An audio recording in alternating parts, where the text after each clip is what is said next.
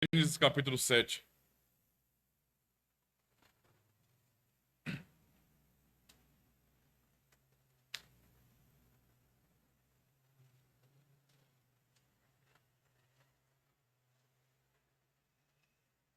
Gênesis capítulo 7. Vamos ler somente os versículos marcados ali.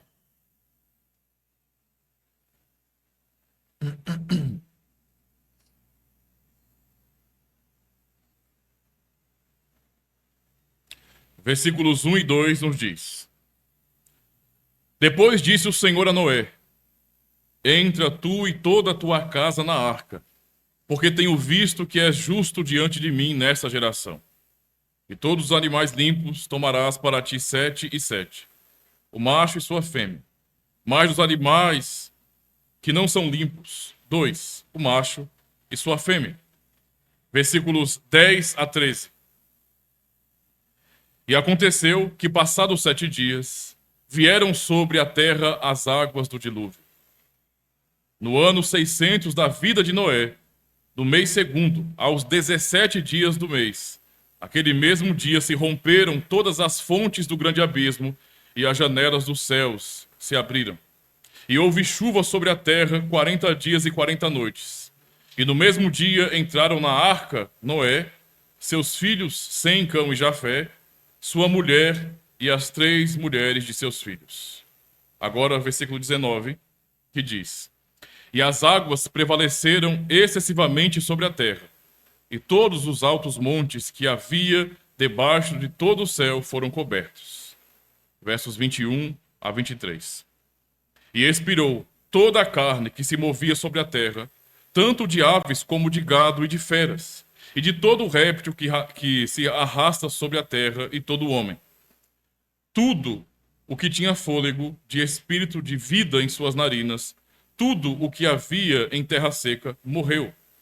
Assim foi destruído todo o ser vivente que havia sobre a face da terra, desde o homem até ao animal, até ao réptil e até a ave dos céus. E foram extintos da terra, e ficou somente Noé e os que com ele estavam na arca. Agora vamos lá para o Evangelho de Mateus, para lermos apenas um versículo. Mateus capítulo 1, e o versículo é o 21.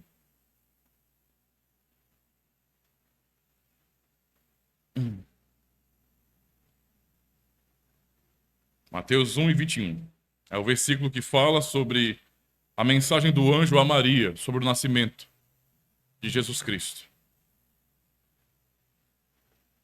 E diz assim: E darás à luz um filho, e chamarás o seu nome Jesus, porque ele salvará o seu povo dos seus pecados. Até aqui, meus irmãos. Só quero ler. Os irmãos só ouçam atentamente, Dia do Senhor 11 do nosso catecismo, que diz assim, pergunta 29. Por que razão o Filho de Deus é chamado de Jesus, que quer dizer Salvador?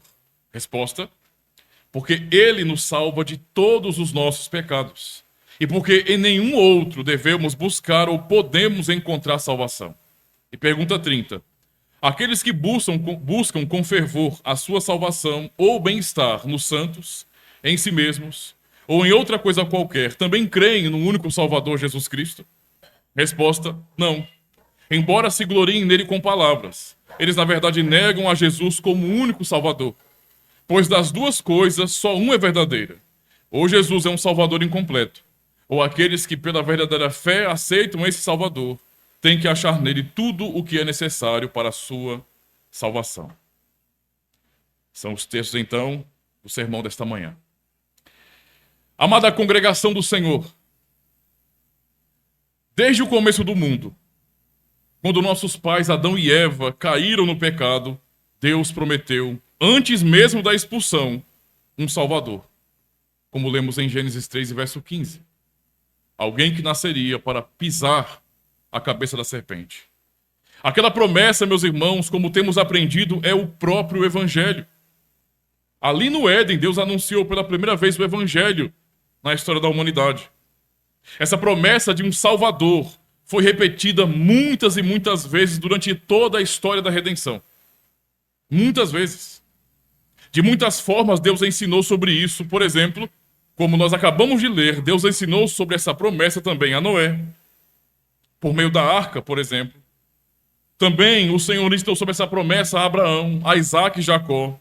Também por meio de Moisés, por meio de todas as cerimônias da lei, tudo aquilo que era culto na antiga aliança, todas as cerimônias no tabernáculo, tudo aquilo falava dessa obra de salvação de Jesus Cristo. E de maneira ainda mais clara o Senhor falou por meio dos profetas. Por exemplo, o profeta Isaías, meus irmãos, falou muitas vezes sobre Cristo. Tanto também sobre o seu sofrimento e morte para substituir pecadores. Tudo isso encontramos no Antigo Testamento.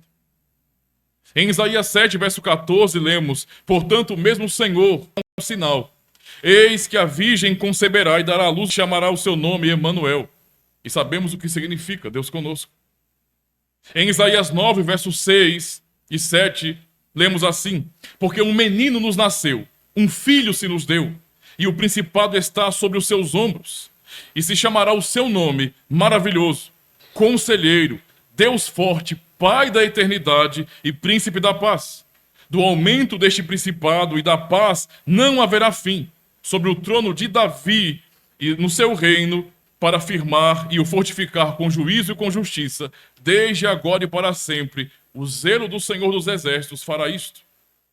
E em Isaías 53, como já ouvimos tantas pregações, é testemunhado de maneira tão direta e tão objetiva justamente o sofrimento que é descrito em Isaías 53.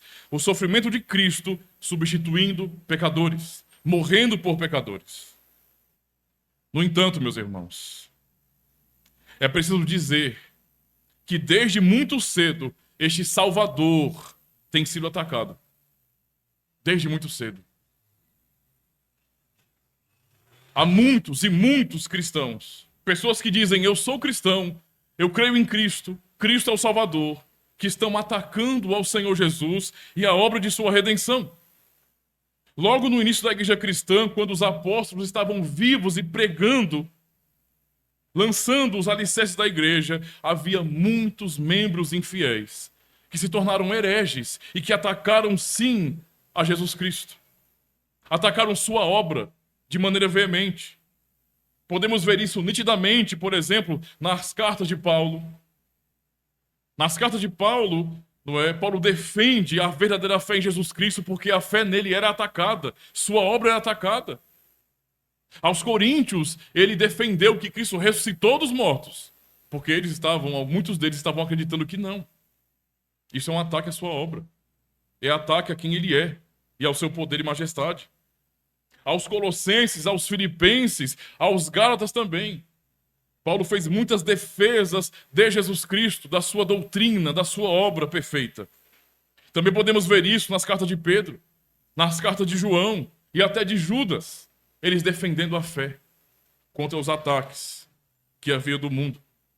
Havia aqueles que atacavam, meus irmãos, a suficiência da obra e assim negavam a eficácia da obra de Cristo.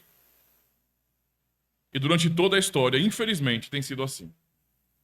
É exatamente por isso que o nosso catecismo, na pergunta 29, questiona o porquê do nome do Filho enviado por Deus ser Jesus Cristo, ser Jesus. E dá como resposta justamente aquilo que o anjo falou para Maria. E darás à luz um filho, e chamarás o seu nome Jesus, porque ele salvará o seu povo de seus pecados. Em primeiro lugar, então, devemos aprender que o nome de Jesus foi dado assim porque ele foi enviado ao mundo pelo Pai para verdadeiramente salvar. A declaração do anjo é apenas a confirmação do que fora prometido por Deus desde o início. O Cristo tem o nome de Jesus por causa de sua missão no plano divino da salvação. Seu nome não é à toa. Ele veio para isso mesmo, meus irmãos. Ele se manifestou para salvar. É bom que prestemos atenção a estas palavras do anjo. Porque Jesus não veio para dar uma possibilidade de salvação, ou para ser a melhor chance da humanidade. Não é essa a sua missão. Ele veio verdadeiramente para salvar. Talvez alguns irmãos perguntassem, mas pastor, isso não é óbvio? Hã? Cristo é o Salvador, e é isso que todo cristão crê e confessa. A isso eu respondo, será? Será mesmo que todos os cristãos, de modo geral, realmente creem em Jesus Cristo como Salvador suficiente? Como Salvador perfeito? Quero que os irmãos pensem nisso. Porque na época em que o catecismo foi feito, meus irmãos, havia muitos que não criam de verdade na palavra de Deus. Por isso, podemos compreender que muitos daqueles que se diziam cristãos, e até hoje que se dizem cristãos, não creem na missão real de Jesus Cristo. Lamentavelmente, a declaração do anjo não é crida por muitos. Muitos entendem que Jesus é o Salvador, mas que ele apenas possibilita a salvação. Porque no fim, a concretização desta obra depende do homem.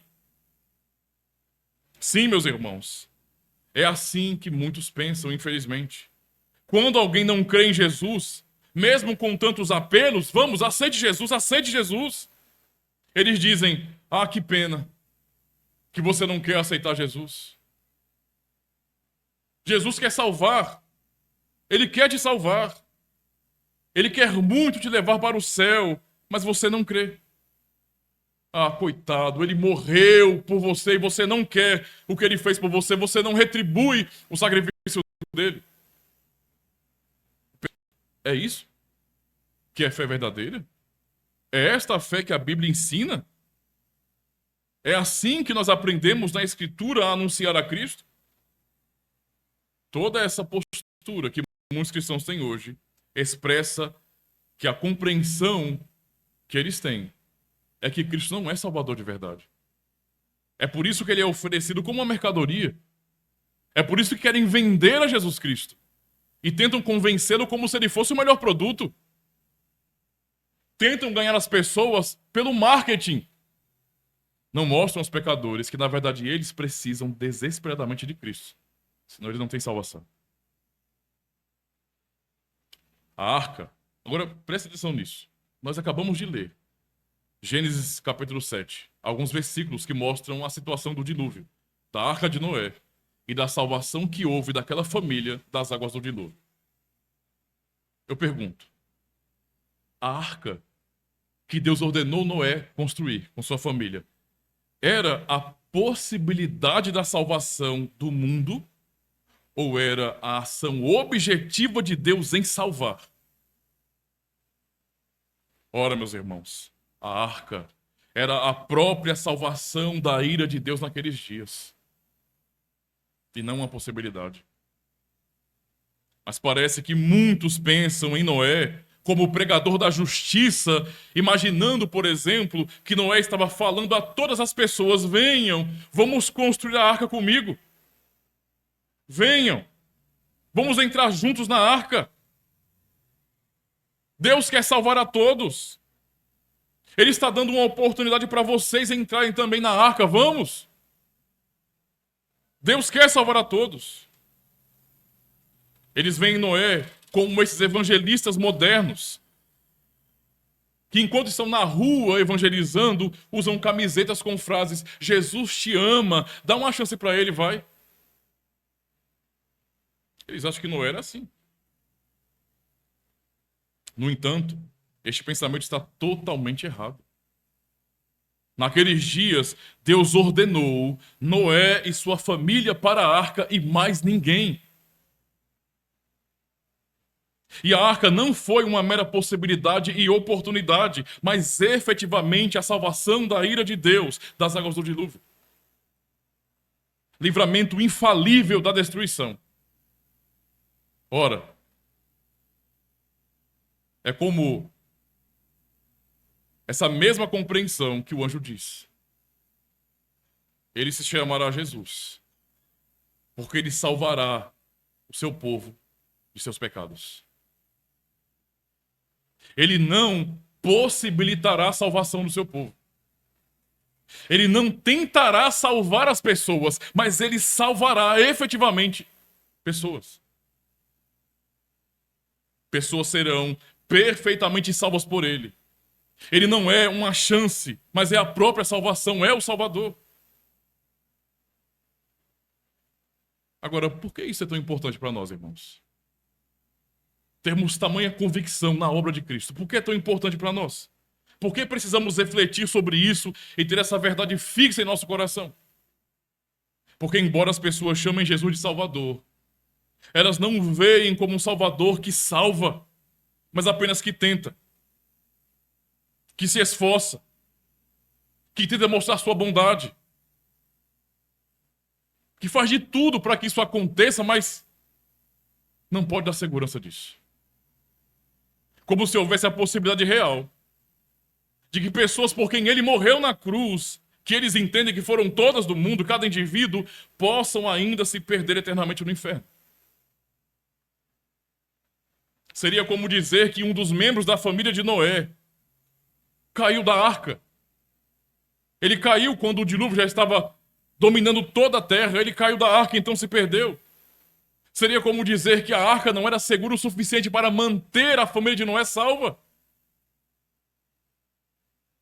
Assim, meus irmãos, as pessoas veem Jesus. Ele fez a parte dele.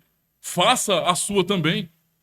Ele deu um passo em direção à sua salvação. Então dê um passo também para que você seja salvo. Faça a sua parte, é o que dizem. O que isso ensina? Meus irmãos, que esse Jesus, crido por muitos, falha. Ele diz, sou Salvador, mas não salva. Esse Jesus, crido por muitos, não pode dar segurança a ninguém. Porque ele disse, morri por você, e no final de tudo, você ainda corre o risco de ir para o inferno. Esse é o Jesus espalhado pelo mundo. Infelizmente. Ele tem um título de Salvador, mas é só um título. E nada mais. Porque ele não consegue salvar a todos que deseja salvar. Ele quer, mas a vontade do homem prevalece sobre a vontade dele. Porque afinal de contas, o homem é Deus também, não é? Nós temos livre-arbítrio, somos Deus. Nós determinamos o que vai acontecer no futuro. Não é assim que as pessoas pensam? E não são cristãs? É assim que ele tem sido apresentado ao mundo. Dependendo agora dos homens agarrarem essa grande oportunidade de Deus ou não. Sabem o que isso gera na mente das pessoas? Tem gerado na mente das pessoas essa distorção do evangelho que vem por meio de pregações falsas, de hinos, músicas cristãs falsas. Sabe o que isso gera? Gera o entendimento de que Jesus é insuficiente. Insuficiente. Que precisamos de algo mais que garanta a nossa vida no dia final. Que devemos até crer nele, mas necessitamos de algo mais do que ele para estarmos garantidos. E assim o que chamamos de fé em Cristo Salvador é, na verdade, uma fé dividida, não é, entre Cristo e outras coisas. Ora, irmãos, os judaizantes causaram muitos problemas para as igrejas daqueles dias, da época dos apóstolos. E Paulo os combate. Eu já falei, em Filipenses, em Colossenses, em Gálatas, ele combate os judaizantes. Porque os judaizantes, meus irmãos, eles ensinavam, ora, nós temos que crer em Cristo. Sim, ele é o Messias, ele é o Cristo, ele é o Salvador. Mas não somente crer nele, não basta somente crer em Jesus Cristo, temos que também guardar toda a lei de Moisés. Então guardem o sábado, circuncidem aqueles que são homens, guardem a dieta judaica, não comam carne de porco ou nada que seja imundo. Guardem um calendário lunar, as festas religiosas judaicas. Porque então Cristo é o Salvador, mas não é suficiente. E Paulo os combateu. Ou seja, eles ensinavam que é Cristo e mais outras coisas para garantir a salvação. Seria como se Noé dissesse a seus filhos, sua esposa, suas noras. Ora, então Deus disse, não é, que nos salvaria por meio da arca. Mas para garantir, vamos fazer umas boias. Vamos dar um jeito aí de pegar couro de animal, bucho, eu não sei. Vamos fazer algumas boias, não é? Para nos garantir. Porque vai que a arca não suporte toda essa água violenta. Vai que o que Deus disse não nos dá garantia verdadeira, segurança. Então vamos nos garantir. É bom garantir.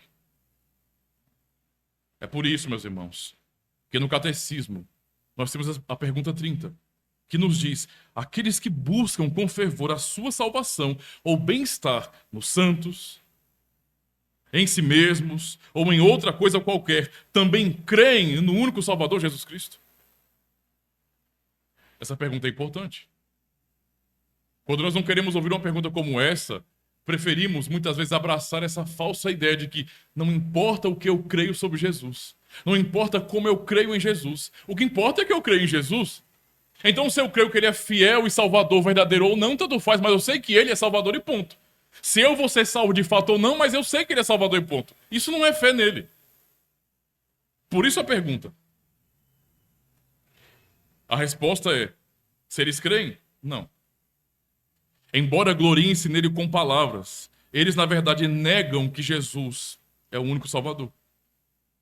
Pois de duas coisas, uma só é verdadeira.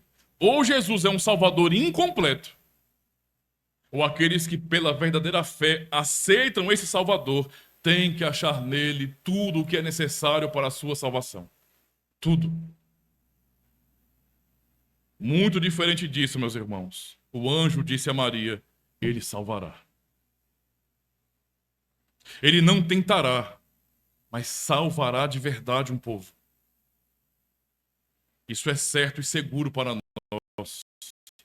Ele salvará pessoas do pecado. Ele salvará. Quem são os que o salvará de fato?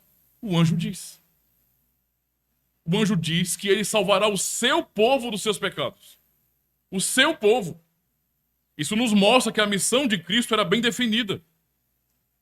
Deus, na eternidade, não elaborou um plano com pontas soltas. Imagina, né? Nós seres humanos, nós somos assim, né? Nós fazemos um plano, elaboramos um plano, mas não pensamos em todas as possibilidades. Nossos planos têm falhas, de repente, e então alguma coisa que eu planejei não acontece. Mas Deus é desse jeito. Deus planejaria a salvação, mas deixaria pontas soltas para que alguém não entrasse no seu reino. Imagine Deus querendo salvar, planejando a salvação, e no final de tudo faltar alguém. Fulano, eita, veio não, olha, faltou. Como assim?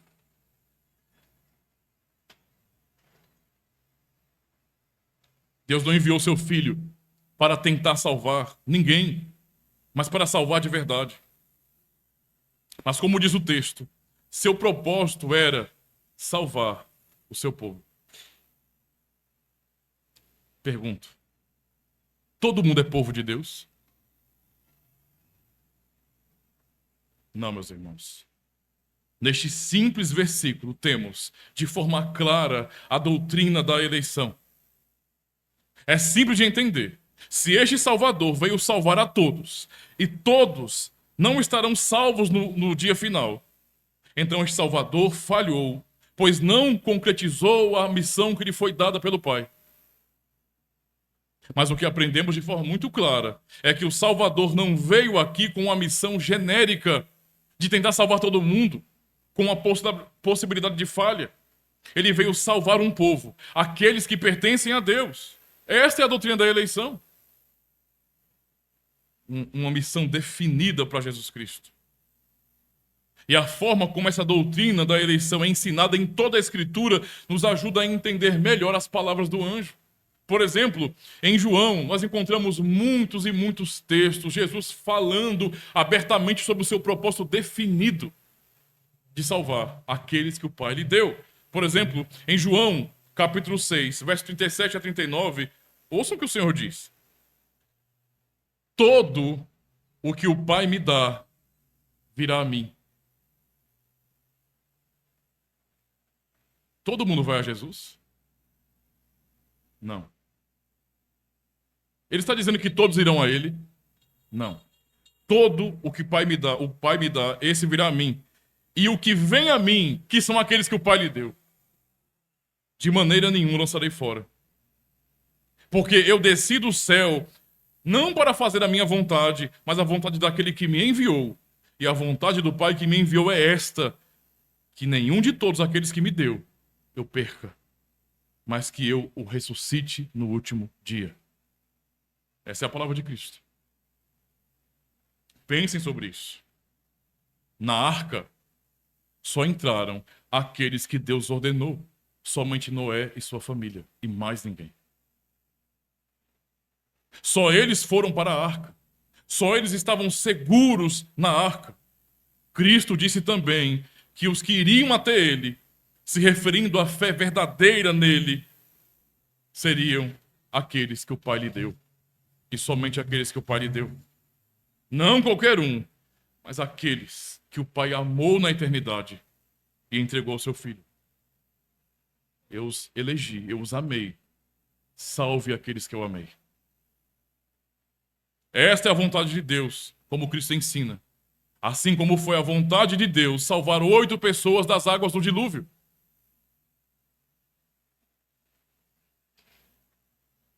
E o que ele diz a estes que o Pai lhe deu sobre a salvação? O que o Salvador fala sobre a salvação? Em João 10, Jesus diz de maneira aberta que suas ovelhas ouvem a sua voz, que elas o conhecem, elas o seguem, e que ele dá a vida eterna às suas ovelhas, e ele diz, nunca perecerão. É o que o Salvador diz a quem ele salvou. Porque ele é o Salvador que realmente salva, meus irmãos. Não podemos então brincar com isso. Não podemos desprezar essa verdade. Qualquer um que coloque sua esperança ou busque salvação nos santos, em si mesmos, no poder de suas escolhas, como fazem aqueles que idolatram o livre-arbítrio. Qualquer um que coloque Cristo e mais alguma coisa para a salvação não crê no Senhor Jesus de verdade. Se gloriam nele com a boca. Dizer que é cristão, meus irmãos, é fácil demais. Pode ser uma mera expressão cultural e não fé genuína. Porque esses que se dizem cristãos muitas vezes não confiam absolutamente na obra de Cristo. E por isso eles se opõem e negam esta obra perfeita e eficaz. E estão negando assim toda a Escritura. Cristo é o Salvador, enviado ao mundo para salvar de verdade, e ele de fato salvou. Ele não realizou uma obra parcial de redenção. Ele não realizou uma redenção que foi 50% ou até 90%, sendo mais otimista. Não. Cristo não é como os papistas dizem, nem como todos aqueles que realmente acham que podem colaborar com Deus. Ele não precisa da ajuda do homem para operar a salvação. Não precisa. Sua obra não tem erros. Sua obra não tem falhas. Não há fraqueza naquilo que Cristo realizou. Pelo contrário, há plena segurança neste Salvador. Não em nós, mas nele há plena segurança. É como diz o autor aos Hebreus, no capítulo 9, sobre a qualidade da obra de redenção realizada por Cristo. Se alguém tem dúvida ainda, por exemplo, de que a obra do Senhor Jesus é suficiente e perfeita para salvar e de fato salva, é só ler a Escritura. Hebreus 9, no verso 12, lemos justamente assim, quando ele fala sobre os sacrifícios na antiga aliança dos animais e compara isso ao sacrifício que Cristo fez. O que ele diz? Nem por sangue de bodes e bezerros, mas por seu próprio sangue entrou uma vez no santuário, havendo efetuado uma eterna redenção. Eterna redenção. No versículo 15 ele também diz, e por isso é mediador de uma nova aliança, para que, intervindo a morte para a remissão das transgressões que havia deixado do primeiro testamento, os chamados, no caso, recebam a promessa da eterna herança. Eterna. No versículo 26 ele também diz, de outra maneira, se alguém pensa, olha, se Jesus, com a sua obra na cruz, não resolveu o problema do pecado do seu povo, então estamos perdidos. Para que houvesse efetividade, deveria então ele voltar mais uma vez, e vez após vez, se sacrificando por nós. O autor diz, de uma outra maneira, se não fosse assim, um sacrifício perfeito e seguro, necessário lhe fora padecer muitas vezes desde a fundação do mundo. O que ele quer colocar em xeque aqui é o sacrifício de Cristo. O que ele fez é perfeito o suficiente ou não? Porque se não for, ele deveria então morrer muitas e muitas vezes. Jesus vem, morre, volta para o céu, desce de novo, morre, volta para o céu, desce de novo. Não. Ele está dizendo, mas agora, na consumação dos séculos, uma vez se manifestou para aniquilar o pecado pelo sacrifício de si mesmo. O que é que o anjo disse a Maria? O que Deus diz em sua palavra sobre Cristo e sobre sua obra? Ele salvará o seu povo dos seus pecados. Pois bem, para isso ele veio, para que pelo sacrifício de si mesmo, sua morte terrível na cruz, ele aniquilasse o pecado, isto é, a condenação que estava sobre o seu povo.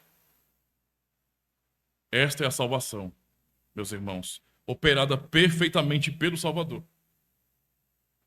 Ah, meus irmãos, sei que muitas vezes defender isso pode ser algo tenso, pois diante de nós há um mundo que nega esta verdade e diante de nós há muitos e muitos cristãos, pessoas que frequentam igrejas, que são membros de denominações que negam também esta verdade, afrontando o próprio evangelho.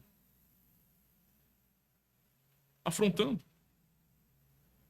E muitas vezes nós somos ensinados até por líderes que, não, o nosso país é um país cristão, não precisamos evangelizar no Brasil, vamos evangelizar a África, não é? Outros países, talvez tribos indígenas, ora, tudo isso tem que ser feito, mas é ilusão olhar para o nosso país e dizer assim, é um país cristão. Olha o tanto de denominações que existem, pastor. Isso é ilusão, irmãos. Denominações não significam absolutamente nada. Se as pessoas que se reúnem ali não creem no evangelho como ele é revelado na palavra de Deus, elas não têm fé genuína e estão, sim, eternamente perdidas se não crerem em Jesus Cristo. Não adianta nada dizer Jesus, Jesus, Jesus, se eu não creio nele de verdade. Ah, Jesus é o Senhor. Crê na obra dele? Não, se eu não fizer a minha parte, eu também não vou ser salvo. Então você não é um cristão de verdade. Não é. É um iludido, é um cego. Por isso nós temos que realmente nos posicionar e falar a verdade, ainda que isso nos custe a amizade, o prestígio, a relevância na sociedade, a verdade é a verdade, ponto final. Temos que nos posicionar e dizer a todo mundo, ou Jesus é um salvador incompleto, ou aqueles que, pela verdadeira fé, aceitam esse salvador, têm que achar nele tudo que é necessário para a sua salvação. Tudo. Ou seja, Cristo é o salvador. E nós temos tudo nele. Temos salvação perfeita, realizada, segura, garantida por ele. E aqueles que acham que precisam de outras coisas, de santos, de obras, de teologia do livre-arbítrio, para cooperarem com a sua salvação, não confiam no único Salvador Jesus. Não creem no único Salvador Jesus. Estão negando a missão de Cristo. Ele disse, eu vim para salvar. Mas o cristão moderno está dizendo, será que eu posso confiar nisso? Estão menosprezando o poder de sua obra. Estão dizendo, não posso entrar no reino de Deus só pela fé em Cristo. Preciso fazer mais. Preciso merecer também. Preciso cooperar também, fazer a minha parte. Bem, a estes podemos dizer, se vocês não creem em Cristo, como revelado na Escritura, se vocês não creem no Salvador perfeito, de fato, vocês não entrarão no seu reino. Porque ele não nos chama a uma fé duvidosa assim, mas a confiança perfeita nele. Eu pergunto, e vocês pensem, vocês reflitam sobre isso. Você confia inteiramente em Cristo e em sua obra para a salvação? Somos chamados para crer em sua obra perfeita, meus irmãos. Por isso este assunto é tão necessário para nós. Não somos chamados por Deus para uma vida de incertezas, mas para uma vida de fé genuína. Não podemos dizer que cremos em Cristo, mas não confiarmos em sua obra de verdade. Se resta dúvida de que ele fez por nós uma salvação perfeita, estaremos julgando com isso a palavra de Deus. Estaremos nos colocando acima do que ele disse, desmerecendo a sua promessa e tratando o evangelho como se não fosse seguro. Deus não nos chamou para uma parceria que tem como propósito a nossa salvação. Nós não somos sócios de Deus. Nós somos pecadores. nascemos mortos em delitos e pecados. E caminharíamos assim até o fim, até o inferno, se Deus não tivesse nos amado na eternidade e não tivesse enviado o seu Filho para nos salvar de fato. Essa é a nossa realidade. É quem somos. Isso deve ficar marcado em nossa mente. Quero que vocês ouçam bem isso, meus irmãos. Confiar em nós mesmos é um perigo real. Este perigo, meus irmãos, não assola apenas os católicos romanos ou arminianos ou qualquer outro sinergista que tem por aí. Este é um perigo para nós reformados também. Eu já disse, denominação não salva ninguém. Ter nome de reformado não salva ninguém. Por isso é um perigo real. Se você estiver sentindo alívio por algo que você fez, você pecou, mas então você, para aliviar a sua mente, veio ao culto porque você pecou. Você está agindo como um pagão. Você está buscando satisfação naquilo que você faz e não na obra de Cristo. A sua paz está vindo das suas ações, das suas atitudes e não da obra de Cristo. Você está fechando os olhos para a obra do Senhor Jesus, perfeita, e está olhando para o fato de que você, apesar de ter pecado e de estar com a consciência ferida, você resolveu vir ao culto. E depois que terminou o culto, você... estou aliviado. Minha consciência parou de pesar. Agora eu posso voltar para casa em paz. Não porque Cristo morreu por você. Não porque Cristo morreu por mim. Mas porque eu fiz alguma coisa para reparar o meu pecado. Isso é pecado. Quem nega a obra de Cristo está pecando contra ele, contra a sua obra. Isso é um perigo que também paira em nosso meio. Às vezes, em nosso meio pode acontecer isso. Membros da igreja reformada que sentem uma paz tão grande por serem reformados, por compararem a sua própria igreja, a sua vida, a sua tradição com outras e olhar bem assim, veja, como todos os demais protestantes são tão perdidos, são tão ignorantes com relação à Escritura. Mas na minha igreja o pastor conhece Bíblia, hein? Na minha igreja não é assim, não. Eu tenho um pastor de verdade, ele conhece Bíblia, é formado em teologia, lê grego e hebraico, grandes coisas, né? Vocês vivem aí sonhando, não é? Dizendo que estão tendo visões, trazendo novas revelações. São loucos, mas nós não, nós temos só a Escritura, não é? Só os Cristos, não é isso? Só a graça, só lhe deu glória, só a fide. Nós temos confissões e catecismos, veja como nossa tradição é tão rica, é tão profunda. 500 anos, quando é que começou a sua denominação? Há 5 anos. Olha, nossa congregação aqui, ela só tem 3... Tem mais, na verdade, tem bem mais do que 3 anos. Tem décadas, eu acho, né? Os irmãos que estão aqui mais tempo. O tempo que eu estou aqui é só 3 anos, mas aqui já tem uns 10, uns 15 anos. Certo. Não é? As demais denominações, as mais antigas que nós temos, no geral, 100 anos. A nossa não, a nossa tem 500. Nós podemos identificar até quando ela começou, quem começou, como organizou. O que nós subscrevemos hoje não foi feito agora, foi feito lá há 500 anos.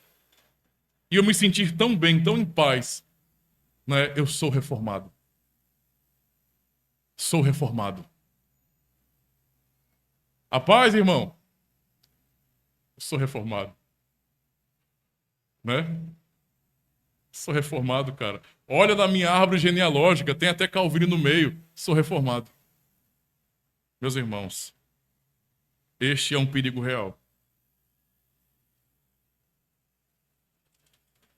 Paz, por sermos reformados, nos levará ao inferno.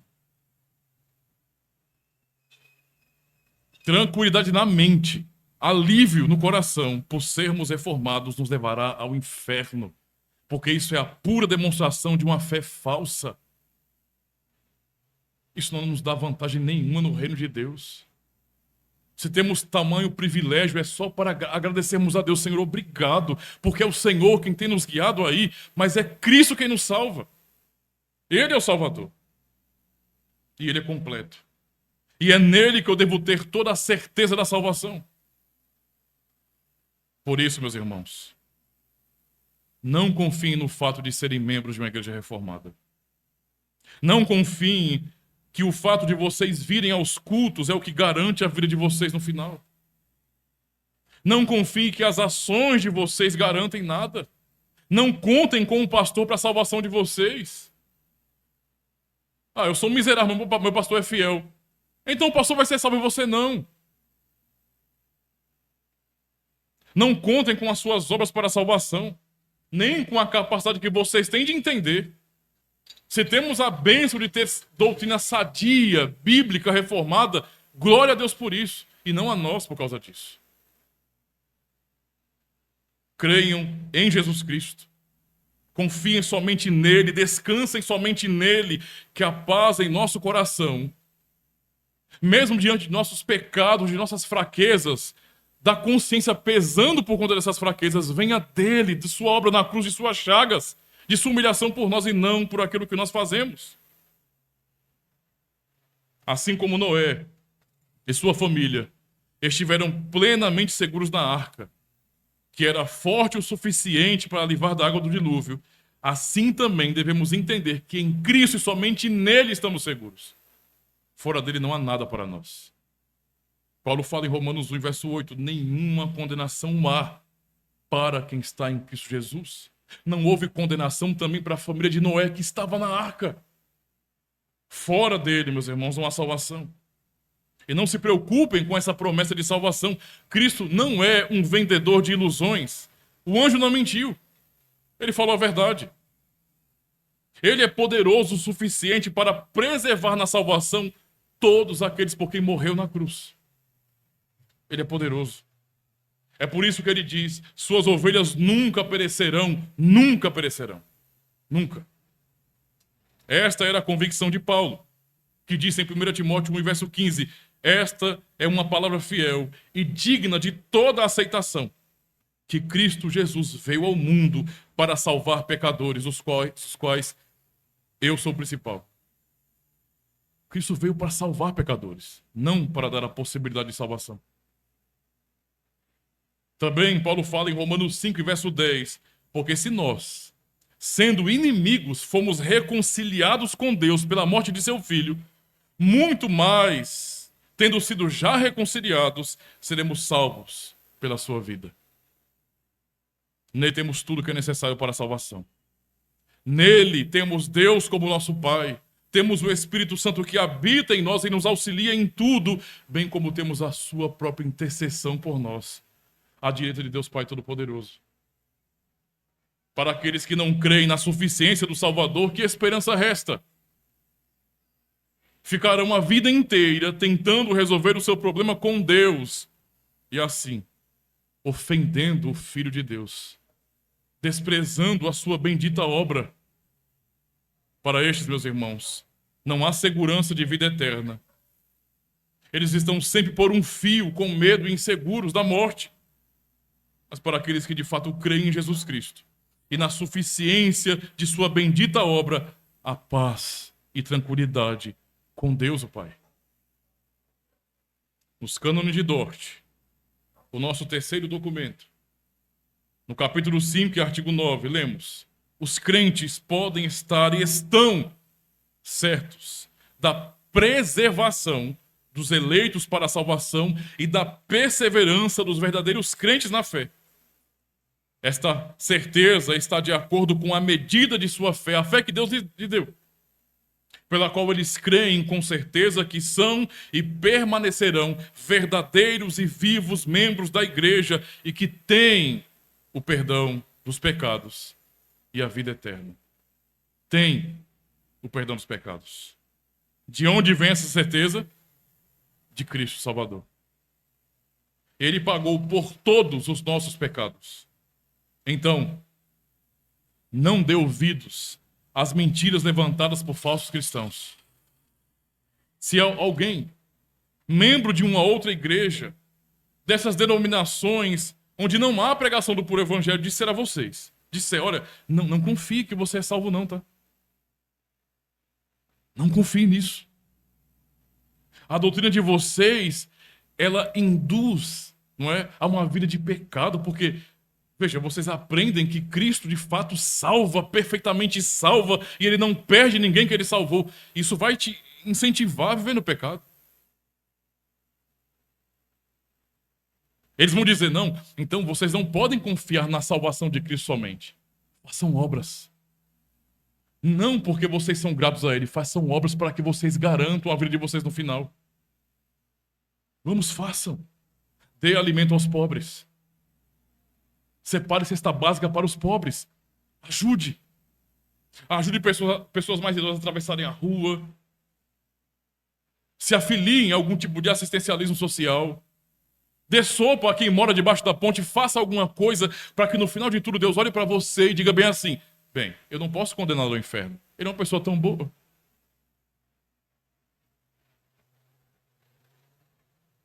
Diante disso, meus irmãos, sem medo, sem receio nenhum, confesse de todo o seu coração a todos aqueles que te questionarem: Cristo me salvou. Tudo que eu faço é em gratidão pela salvação que Ele já me deu. Ele me salvou. Ele pagou por meus pecados, eu não tenho dívida diante de Deus. Ele cravou na cruz a minha dívida. Colossenses capítulo 2. É por isso que eu vivo para Ele. Por gratidão. Eu o sirvo por amor. Eu tenho paz no meu coração porque Ele me salvou. Ele não está com a espada afiada na minha garganta dizendo obedeça ou morra. Isso é passado para mim. Ele já sofreu essa penalidade por mim. Já pagou por meu pecado. Eu encontro então paz no meu Senhor. Satisfação e motivação para viver para Deus no meu Senhor. Porque Ele fez tudo por mim. E nada pode me separar deste amor. Nada. A opinião dos homens, as perseguições de governos, nada. Nenhum ataque feroz do diabo pode nos separar do amor de Cristo. Nada, meus irmãos. Portanto, confiemos em nosso amado Senhor Jesus Cristo, pois Ele se manifestou para isso mesmo, para nos salvar. Quando você se sentir tentado pelo diabo, pelo mundo, por sua própria carne, tentado até mesmo a desviar, lembre disso. Ele morreu. Ele te deu segurança de vida eterna. Quando a sua mente estiver cheia de dúvidas, e seu coração estiver pesado, lembre disso. O Salvador já realizou uma eterna redenção por você. O justo Salvador morreu para nos libertar. Então vivemos como livres nele. Livres em Cristo. Porque Ele satisfez a ira do Santo Deus. Foi o que Ele fez por nós. E por causa dele somos perdoados por Deus o Pai. Não porque merecemos. Não merecemos nada. Mas Ele mereceu por nós. Ele mereceu por nós. Não há nada, então, que possa nos oferecer lá fora. Nada que seja maior, mais glorioso, mais bendito que o nosso Salvador Jesus Cristo e a obra que Ele fez por nós. E mais, para nos dar essa segurança firme e contínua, Ele está nos céus. E lá Ele intercede por nós à direita de Deus. Lá, Ele nos garante que nunca nos deixará. Amém? Então, muito obrigado por ter assistido a mais um vídeo aqui no canal Cultura Reformada. Saiba que você pode ajudar ainda mais o canal Cultura Reformada de duas formas. A primeira delas é se inscrevendo, marcando o sininho, dando joinha nos vídeos que você assistir e deixando um comentário. Isso ajuda bastante no engajamento. E é claro, aquilo que pode fazer a grande diferença é você compartilhar o conteúdo do canal e recomendar nos seus grupos de WhatsApp, de Telegram, em suas redes sociais também. Ou seja, espalhar, não é, o canal Cultura Reformada. E a segunda forma para você cooperar com o canal é se tornando um patrocinador. Se você tem julgado que o canal é relevante e tem, de fato, espalhado a fé reformada de maneira fiel e confessional, também se torne um patrocinador.